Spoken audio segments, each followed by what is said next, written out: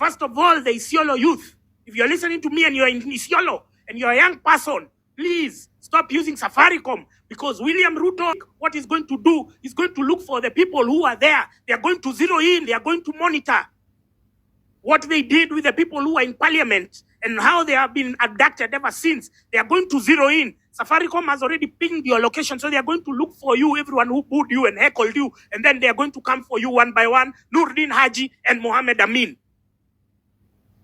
You understand? So if you're in Isiolo, please stop using Safaricom. William Ruto is a vindictive. He's going to come for people because now you have embarrassed him in front of the world. He's feeling angry right now. You heard even his tone. It was escalating. It was escalating towards that level you remember on June 25th where he said, I'm going to come and you who tried to bring the government down because you are treasoners, you are criminals. You remember that speech. Isiolo youth, if you have a Safaricom line, dump it.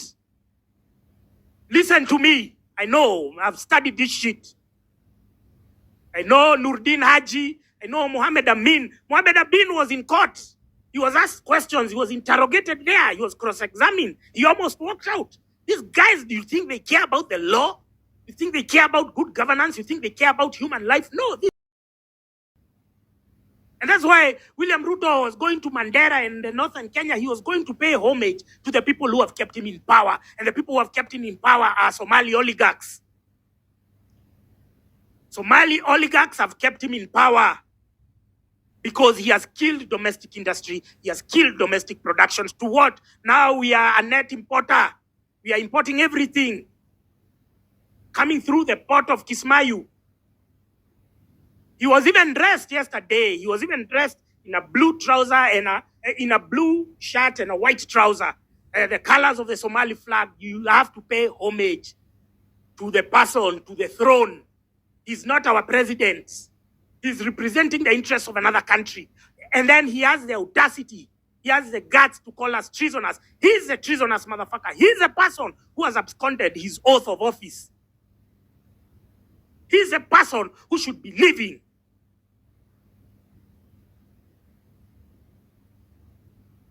And so my work here is to just tell you to remain focused. Number one, we say that every Monday will be a national strike. Every Monday will be a national strike. Please, TikTokers, if you're getting this, I need you to get this part very well because people don't seem to get it. Every Monday, if you don't have anything to do in town, please stay at home. Because many of you have made going to town as a career. Sometimes when you don't have anything to do, you're just going to run, I don't know, silly errands or whatnot. If you have anything to do, do it now, do it Saturday, do it when, but don't go to town on Monday. Number two, close your business.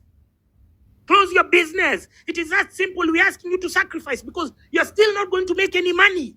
Your customers are running short of money. You are being taxed left, right, and center. These guys are coming for a paycheck. So why don't you want to be in solidarity with the people who have kept your business afloat? You think you're going to profit while your customers suffer and languish in poverty? No. So close your business. Don't go to town, whichever town you are in. Because did you see what happened in Nakuru? Did you see the High Court in Nakuru threw away the habeas corpus application for the presentation of Brian Odhiambo, a young man, for the simple crime of going to fish in a lake that is owned by us. That lake is not owned by KWS. It's not owned by the tourists. It is owned by us. That is our money. That is our heritage. Even if we were all to go and fish there tomorrow, KWS,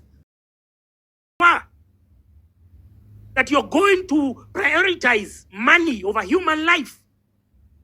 And then the courts have no shame. They throw out the application for the police to present him because they know they killed him and threw him in that lake where nobody will be able to find him. People, you have to understand that your sacrifice is needed and it is necessary. Because if we rely on these stupid boomers who are telling us to wait until 2027, most probably you won't be alive to see that.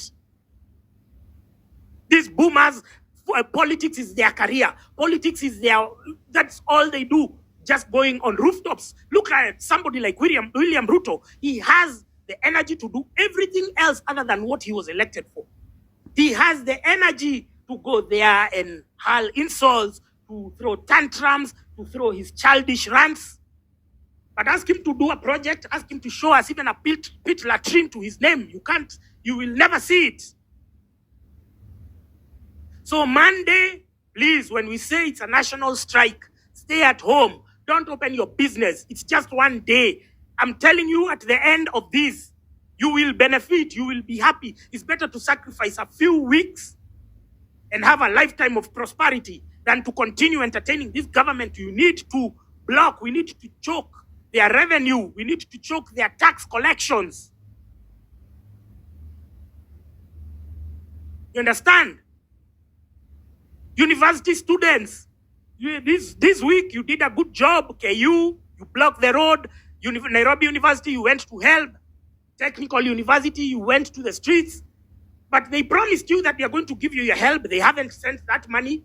Just the same way they lied to sugar farmers in Western, in Mumias. They told them, oh, you're going to look, if you look in your phones, you're going to see the bonus. We didn't see that bonus. So join us in the protests. Join us. Whichever part of the country, don't forget you have grievances. So if you cannot march in town, or you cannot, since you're not in that position, stay at home. Some of you go when it's not necessary. Stay at home. Nobody will sack you. Nobody will relieve you of your job. That, oh, when I said Francis Gaitho has declared a holiday, or when you go and tell your human resources manager that, you will never be sacked. And if you've ever been sacked for that, tell me, the employer. DM me the name of the company and the employer. Huh? We are here trying to fix the economy. We are here trying to fix the country. But then we are being sabotaged. I told you the biggest war that I have ever fought in my life is not against Ruto. It's against the internal sabotage. It's against these bloggers, these rural-bred, retarded. Hii ushamba inamsumbuanga ni nini? Ukikuja town, if you want to be part of the global community, then you leave your stupidity, you leave your ruralism behind. And then you say, now I am a new person. This is my Damascus moment. I cannot go to where we are aspiring to go with the same mindset that I had. That's why I saw this stupid PS. She's called Mary Modoni, the PS of health. She goes and says, Shisha is bad. Shisha can kill you. Shisha can do X, Y, and Z. Because she has nothing else to offer. Because she has no other catalog of achievements. She should be telling us, we have opened this new level 5 hospital or this new referral hospital so that if you get sick from smoking shisha, you will find healthcare.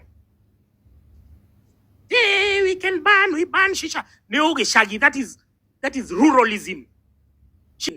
Just because you don't have anything to say. When you stand up in a podium, you realize, oh shit, I have nothing to show these people to justify my being in office. So let me latch on, let me work on their emotions. That is how they came to ban alcohol, to bring alcohol.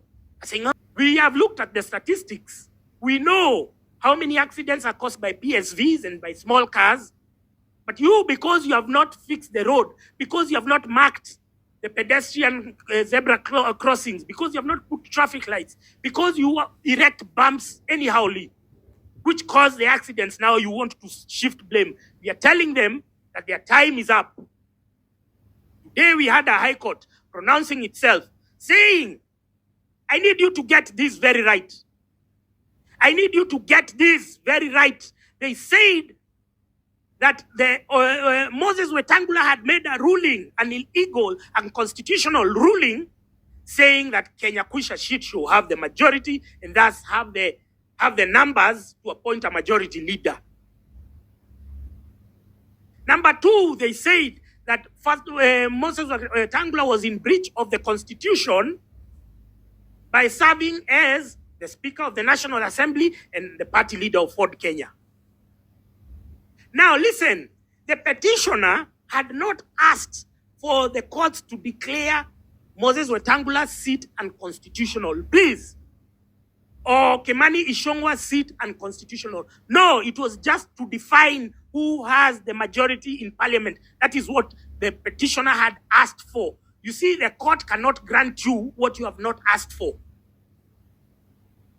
But we already know that by that pronouncement, the court has declared that Moses Wetangula is illegally in office. Kimani Ichung'wah is illegally in office. What should happen right now without any further delay is that Moses Wetangula should leave office.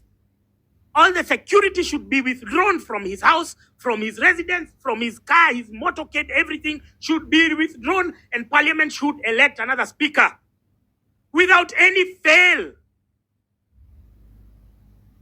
Parliament, you've been given one last chance to redeem yourself before we come there and finish the job. You know the job that we started last year? We are going to come and finish it if you don't redeem yourself. Right now, please ensure that Moses Wetangula is not in office by the close of business today.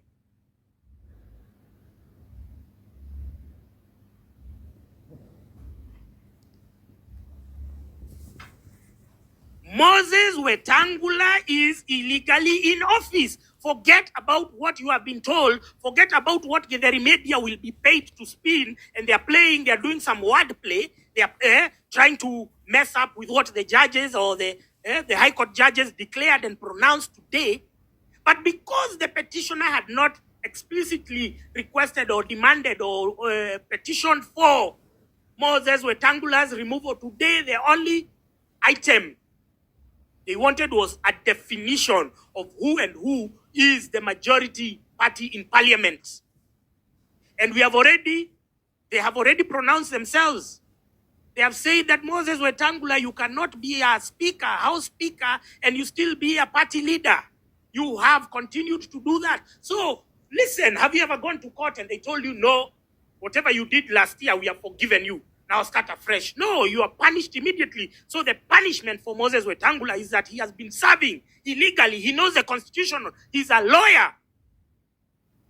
And he has been serving as both the House Speaker and the party leader of Ford Kenya. So he is in breach. And if tomorrow I go and file a constitutional appeal myself and say I want him to be declared, it will be granted. But we don't have to go through that. We don't have to do that process. Once again, the courts have already pronounced themselves. So whether it is now, whether it is 6 months from now, Moses Wetangula, you're still illegally in office. And the best thing you should do is leave before you are kicked out.